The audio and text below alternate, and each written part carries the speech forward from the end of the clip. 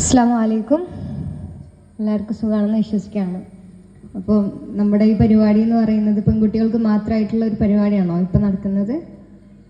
പെൺകുട്ടികൾക്ക് ഇവിടെ പാട്ടും കാര്യങ്ങളൊക്കെ ഉണ്ടോ? ഞാൻ ഉപ്പാൻ്റെ ഇങ്ങനെ പള്ളി പ്രദേശം ആയതുകൊണ്ടാണ് വന്നത്. ആദ്യമായിട്ടാണ് ഇങ്ങനെ ഒരു നബിദിനിലോട്ട് എനിക്കൊരു ക്ഷണം കിട്ടുന്നത്. ഉപ്പാൻ്റെ മദ്രസയിലും പോയിട്ടുണ്ടായിരുന്നു. ഇത് രണ്ടാമത്തെ മദ്രസ ആണ്. അപ്പോൾ ഇന്ന് വീട്ടിൽ നിന്ന് 6:30-ക്ക് പുറപ്പെട്ടാണ് രാവിലെ.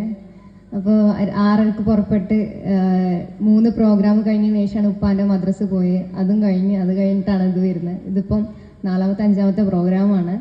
അപ്പോൾ കുറച്ച് സൗണ്ടിനൊക്കെ കുഴപ്പമുണ്ട്. തൊണ്ടവേദനയാണ്, ജലദോഷമാണ്.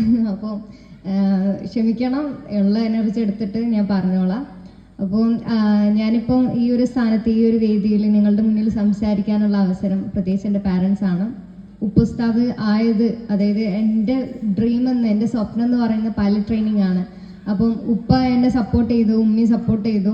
അതായത് മൂല്യാരുടെ കുട്ടി ഒരു പൈലറ്റ് ആവുക എന്ന് പറയുന്നത് അത് ആർക്കും അംഗീകരിക്കാൻ പറ്റാത്ത ഒരു കാര്യമാണ്. അതായത് ഉസ്താദിൻ്റെ ശമ്പളം നിങ്ങൾക്ക് എല്ലാവർക്കും അറിയാം, വളരെ തുച്ഛമായിട്ടുള്ള ഒരു ശമ്പളങ്ങളാണ്. അപ്പോൾ ഈ ഇത്രയും തുച്ഛമായിട്ടുള്ള ശമ്പളം വാങ്ങുന്ന ഒരു മൂല്യാരുടെ മോള് പൈലറ്റ് ട്രെയിനിങ്ങിൽ പഠിക്കുക എന്ന് പറഞ്ഞു കഴിഞ്ഞാൽ അത് ആൾക്കാർക്ക് അംഗീകരിക്കാൻ ഭയങ്കര ബുദ്ധിമുട്ടായിരിക്കും.